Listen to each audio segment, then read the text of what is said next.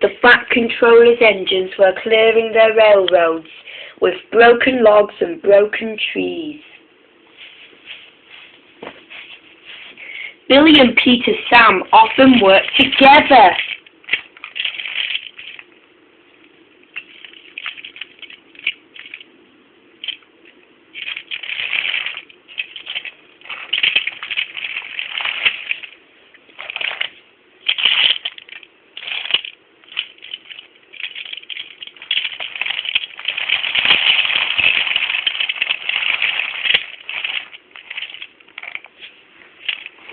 And at last, Peter Sam reached Billy to a water tower. Peep, peep, and they whistled goodbye. Billy felt much better after his long drink, but the trucks were bored. Let's break away, they said. The loads were heavy, and they were beginning to feel slacker and slacker. And suddenly the last coupling snapped.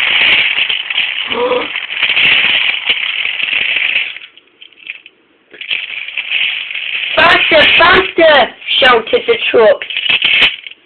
Faster, faster, shouted the trucks. But just then, a big red sign said slow steep bends and ravine ahead, but the trucks didn't see it.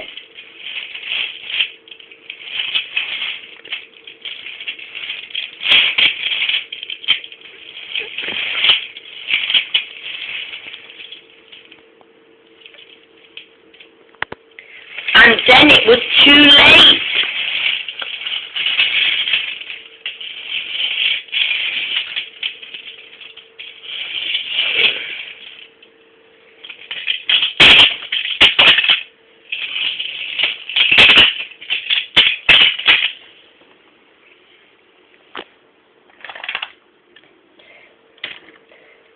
Billy and his driver arrived at the scene of the disaster. His driver sighed. This was our fault. We didn't secure them properly. We have to get help to pull them out. The Fat Controller will be very annoyed with us. And he was. You will shunt trucks in the yards until I get to the bottom of this, he said. And then he walked away. But just then James was delighted with Billy's dilemma. Fancy you're not securing your trucks up a hill, he said. They'll come back to spook you. And your special orange paint. Ooh, he went on. And who's to say that you're not afraid of ghosts? Snapped Peter Sam. Ghosts, said James. Things that go bump in the night. Boring. And I'll tell you a story that will make your funnel quiver, said Peter Sam. A long time, he continued on, a little engine was rolling home while he is crossing the old metal bridge. Once the little engine crossed the old metal bridge, he was beginning to feel that he is going home while he is cold.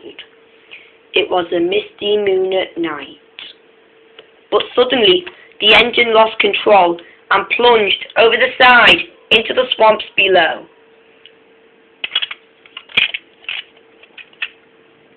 He was never found again, but many of Captain and the Crane will tell you that when the moon was full, they can see the little engine trying to get home.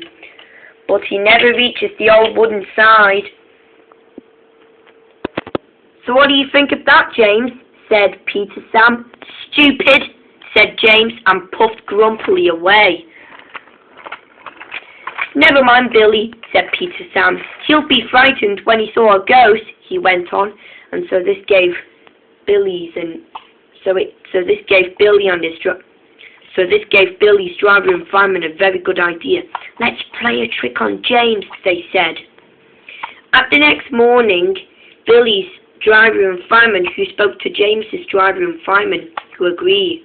We'll do it tonight, they chuckled.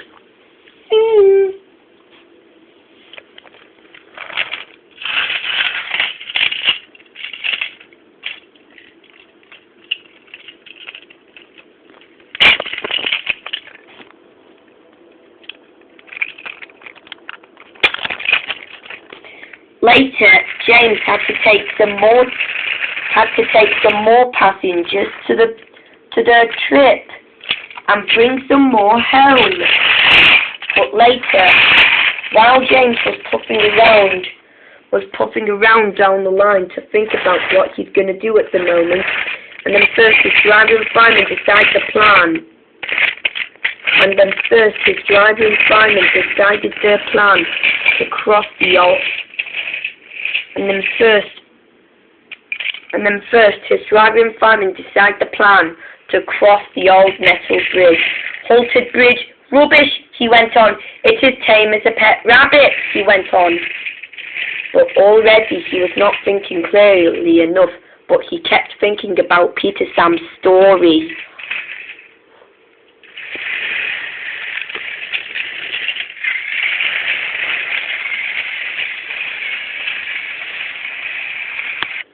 Later, James was so afraid what he's still going to do now. If we don't go now, complained James, then Henry will take my favourite place in the shed, he said. Don't worry, said his driver. We'll have to take these 2 green trucks and the coaches back to the back home, and then we will go home as well, he went on. So no more wandering about, or else it will be late by the minute until it's dark. We must get out of here before we'll get in trouble. The better. We should, said James, and then he waited and waited. At last it became night time, and the mines were closed, and the stations were closed, and James was ready to take the trucks and coaches home. The moon was full, and everything began online.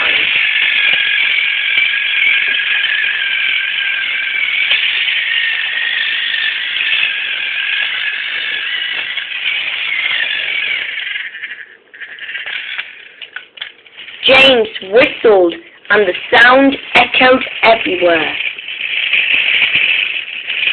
And then finally James arrived at the old metal bridge and was a little bit worried that something might hunt him down.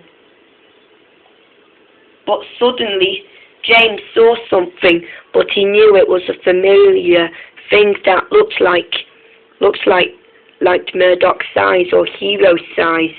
But to James it looked like a broken down engine. Next, his driver exactly threw a rock out of the cab into the ravine below. It's the ghost, said James. Take me back! Take me back, please! He wailed, and then he puffed away. After when it happened, then James raced back into the safety of Tidmouth Sheds, and then he closed his eyes tightly. Scared, are you, James? Said his driver. No, he wailed, I'm asleep, and refusing to close his eyes.